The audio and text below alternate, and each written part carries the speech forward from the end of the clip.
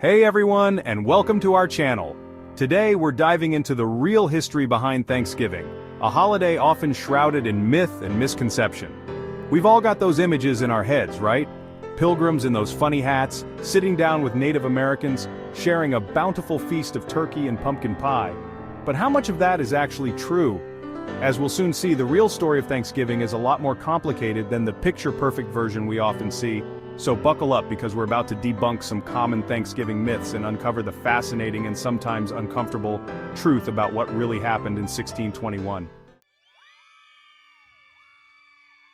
Okay, let's address the elephant in the room, or maybe the turkey in the cornfield. The first Thanksgiving is often portrayed as this heartwarming moment of peace and friendship between the Pilgrims and the Wampanoag tribe. And while there was a 3-day feast shared between them, to focus solely on that ignores the much larger and more troubling historical context. See, the Pilgrims weren't exactly the most welcoming guests on the American continent.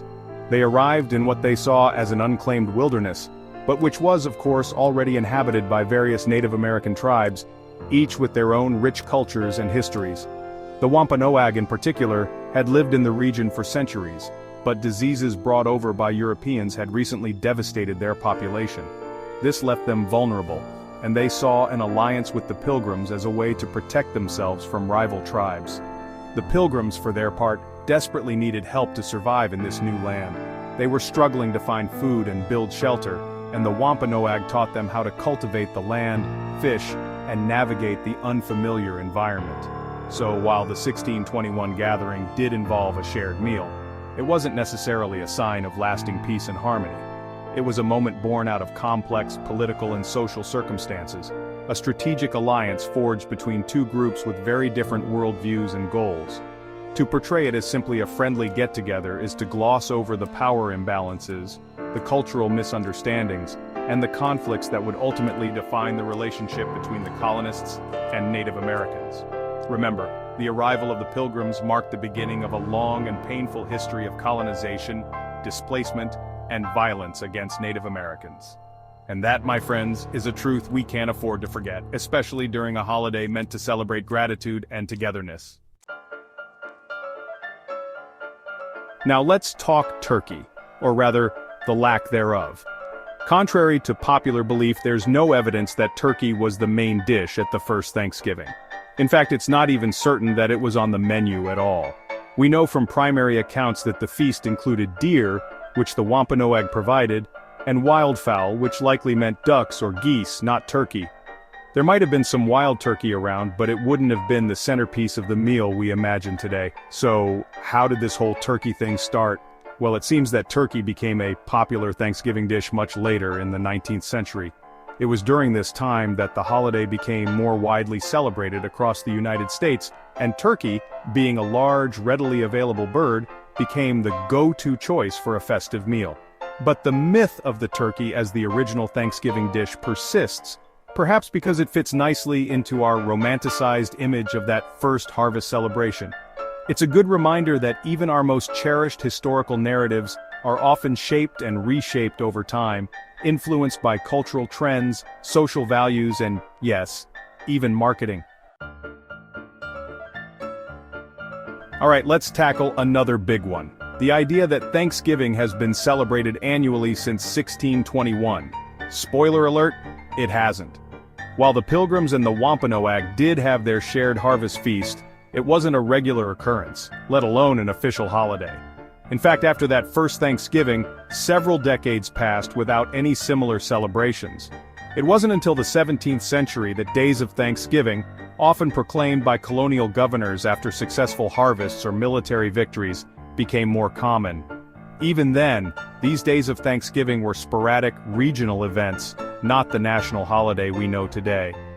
The push for a national Thanksgiving Day gained momentum in the 19th century, fueled in part by Sarah Josepha Hale, a magazine editor who believed that a national holiday could help unify the country, especially in the years leading up to the Civil War.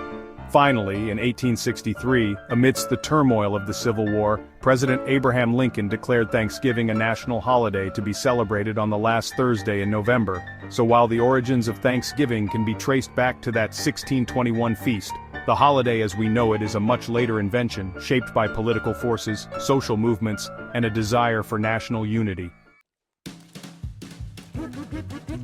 Time for a fashion intervention, because those buckles and hats pilgrim costumes we see everywhere? Yeah, not historically accurate. The Pilgrims, or more accurately, the Plymouth colonists, didn't actually wear those outfits. While we don't have photographs from the 17th century, written accounts and surviving garments tell a different story. The Pilgrims, who were deeply religious, favored simple, practical clothing in drab colors like brown, gray, and green. Those wide-brimmed hats? Nope, they wore close-fitting caps, and men often shaved their heads. And those buckles on their shoes? Buckles didn't become common in footwear until later.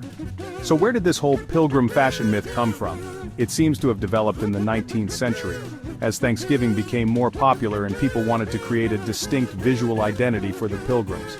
Artists and illustrators, drawing on their own imaginations and limited historical sources, created the iconic pilgrim look we know today. It's a classic example of how our understanding of the past can be shaped by artistic license and cultural assumptions. And finally, let's address the myth of continued friendship between the Pilgrims and the Wampanoag after that first Thanksgiving. Sadly, the peace and cooperation that marked that initial encounter didn't last. As more and more English colonists arrived, they encroached on Wampanoag land, leading to tensions, disputes, and ultimately conflict. The relationship between the two groups deteriorated, culminating in the devastating King Philip's War of 1675. This war, named after the Wampanoag leader Metacomet, also known as King Philip, was a bloody and brutal conflict that resulted in widespread death and destruction on both sides. The Wampanoag, despite their valiant efforts, were ultimately defeated, and their society was decimated. The aftermath of the war marked a turning point in the relationship between colonists and Native Americans in New England, ushering in an era of further displacement and dispossession for indigenous peoples. So, while the first Thanksgiving may have been a moment of fragile alliance, it's crucial to remember that it did not represent a lasting peace or a fairy tale ending. The real story is far more complex, marked by both cooperation and conflict, by cultural exchange and brutal conquest. It's a story that challenges us to confront the darker chapters of our history and to acknowledge the lasting impact of colonization on Native American communities.